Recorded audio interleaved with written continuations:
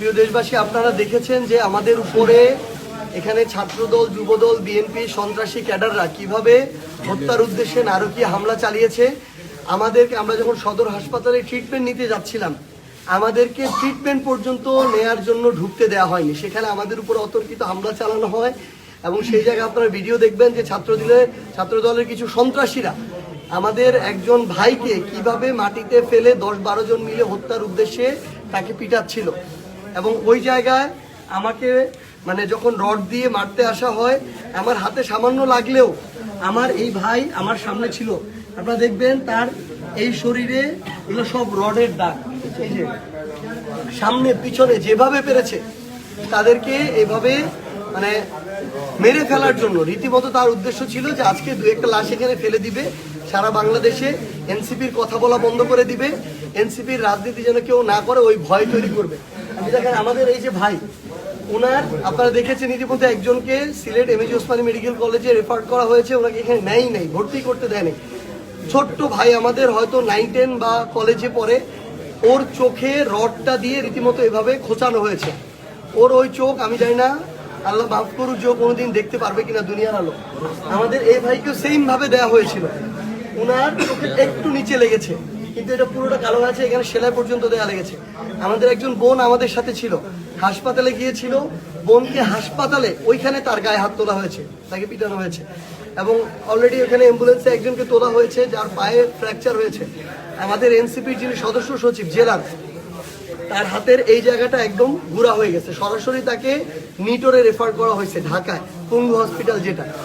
আসলে এখানে আজকে ছাত্রদল, যুবদল, বিএনপি যে চরিত্রটা দেখাইলো এটা হলো তাদের আসল চরিত্র। মোটামুটি কতজন আহত? এইখানে লিস্টেড হচ্ছে 14 জন, একদম লিস্টেড, রেজিস্টার্ড, একদম হাসপাতালে। এর বাইরে কতজন এই মুহূর্তে আছে আমাদের কাছে এখনো তথ্যগুলো আমরা যোগাযোগ করতে পারি নাই। আমাদের ক্যামেরা ভেঙে ফেলছে, ফোন নিয়ে চলে গেছে। আমাদের মিডিয়া টিমের একটা গাড়ি ছিল, বিভিন্ন বিটের সাংবাদিক যারা ভাইরা তারা আসছিল, ওই গাড়িটা ভাড়া নেওয়া হয়েছিল, পুরো গাড়ি ভেঙে ফেলা হয়েছে, একটা গ্লাস নাই। আপনারা ভিডিওতে দেখবেন গাড়ির ড্রাইভার, যারা ভিডিওগ্রাফার, বিভিন্ন বিটের সাংবাদিক, তাদেরকেও এনসিপির মনে করে তাদের গায়েও নির্মমভাবে হাত তোলা হয়েছে। আসলে এখানে বিএনপি যেটা করছে এটা হলো তাদের ওই 2006 সালের আগের যে চরিত্র, মানুষ বলে না যে মুদ্রার এপিট ওপিট, আওয়ামী লীগ আর বিএনপি, ওই চরিত্রটা দেখাইলো। আমরা ভাবছিলাম যে তারেক রহমানের এই বিএনপি 17 বছর জুলুমের মধ্যে দিয়ে গেছে, তারা মনে হয় ভালো হয়েছে, সংশোধন হয়েছে, কিন্তু আমরা আজকে দেখলাম যে তাদের চরিত্রের কোনো পরিবর্তন হয় নাই। তো এটা তারেক রহমানকে এটার জবাব দিতে হবে যে সে ছাত্রলীগ, যুবলীগ, আওয়ামী লীগের মতো আবার এভাবে ছাত্রদল, যুবদল, বিএনপিকে সন্ত্রাসী ক্যাডার বাহিনীতে পরিণত করতে চায় কিনা, এবং এইভাবে আমাদেরকে রক্তাক্ত করে আমাদেরকে মেরে ফেলে আমাদের কথা বলা বন্ধ করতে চায় কিনা। যদি এটা চায়, আমরা তারেক রহমানকে বলছি, তারেক রহমান এটা কোনদিন পারবে না। এটা আওয়ামী লীগ চেয়েছিল বিএনপির উপরে, আওয়ামী লীগ নাই হয়ে গিয়েছে, বিএনপি আছে। এখন বিএনপি যদি এনসিপির উপরে চায়, বিএনপি ইনশাআল্লাহ একদিন নাই হয়ে যাবে এনসিপি। আপনাদের এখন কোথায় যাচ্ছেন এবং পরবর্তী কর্মসূচি? আমাদের আজকে তো আমরা তো বের হয়ে যাচ্ছিলাম, প্রোগ্রাম শেষে আমরা প্রায় 500 মিটার সামনে চলেও এসেছিলাম। আমরা মৌলভীবাজারে যাচ্ছিলাম, কালকে আমাদের মৌলভীবাজারের কর্মসূচি।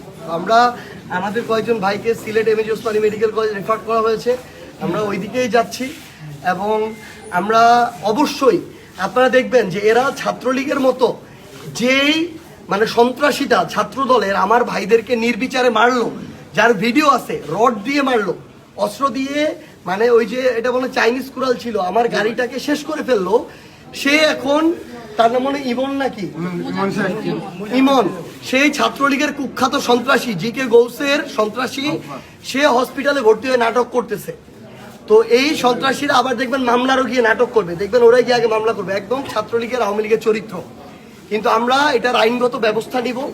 আমরা খুব দ্রুত, হতে পারে কালকে হবে, হতে পারে পরশুদিন, আমরা রাজনৈতিক কর্মসূচিতে যাব। এবং এই বিএনপি কিংবা জিকে গৌস বাহিনী, সন্ত্রাসী বাহিনী যদি মনে করে এভাবে রক্তাক্ত করে 2-1 জনের চোখ তুলে ফেলে এনসিপির রাজনীতি হবিগঞ্জে বা বাংলাদেশে বন্ধ করা যাবে, এটা সম্ভব না। আমরা সবার আগে প্রোগ্রামটা ইনশাআল্লাহ আবার এই হবিগঞ্জেই করব।